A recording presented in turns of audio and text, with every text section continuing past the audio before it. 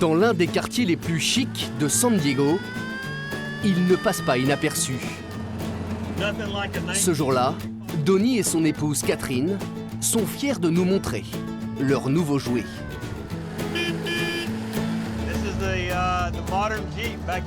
Ça, c'est un modèle de Jeep qui date des années 40.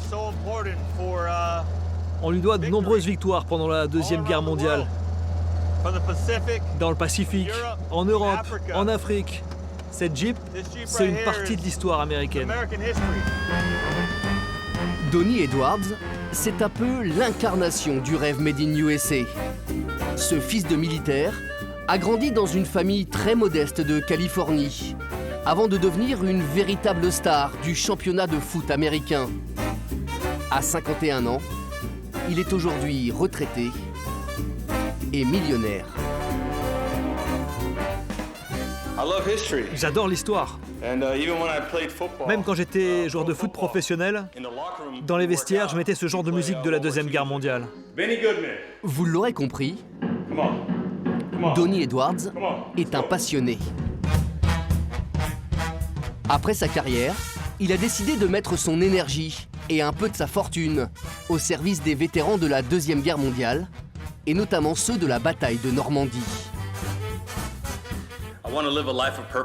Je veux donner du sens à ma vie. Je veux me réveiller et avoir l'impression d'être utile aux autres. Et c'est pour ça qu'avec ma femme Catherine, on a créé cette fondation. Dès le début, il y a 15 ans, l'idée de Donnie et Catherine Edwards, c'est de permettre à ces vétérans américains de revenir en Normandie.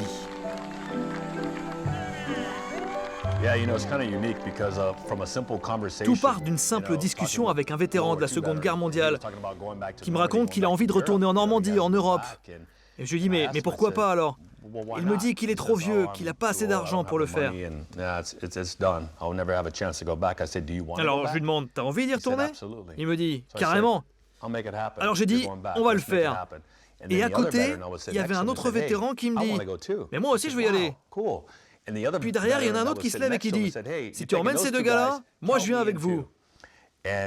Et ce premier voyage en Normandie, en Europe, il nous a vraiment ouvert les yeux. On a compris à quel point c'était important aussi pour le peuple français de pouvoir remercier ces vétérans, d'exprimer leur gratitude envers ceux qui les ont libérés. Et au fil des ans, la petite association de Donnie est devenue l'une des principales fondations d'anciens combattants des États-Unis.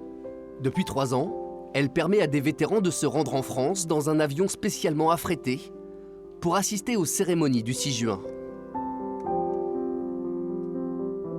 Ça,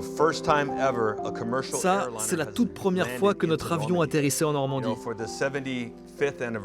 Rendez-vous compte, il y a encore 5 ans, on n'était que 17.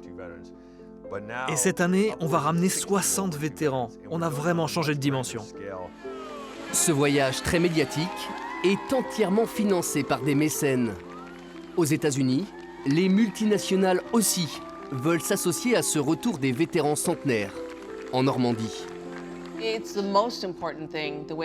Pour nous, le plus important, c'est de prendre soin d'eux. C'est notre priorité tout au long de ce voyage. Notre boulot, c'est de les ramener chez eux en bonne santé. Leur santé, leur bien-être, c'est vraiment le plus important, surtout à leur âge.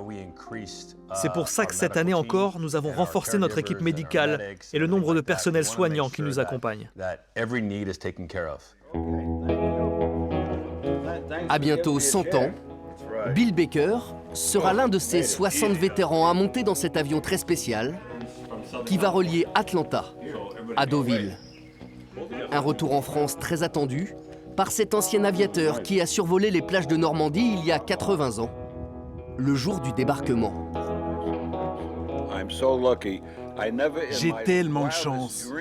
Même dans mes rêves les plus fous, je ne pensais pas revoir un jour la Normandie et surtout les Français que j'aime tant. Nous aimerions tellement avoir cet avion chaque année, mais c'est sûrement la dernière fois que nous pouvons organiser un tel voyage jusqu'en Normandie. C'est peut-être le dernier, mais c'est sûrement le plus important.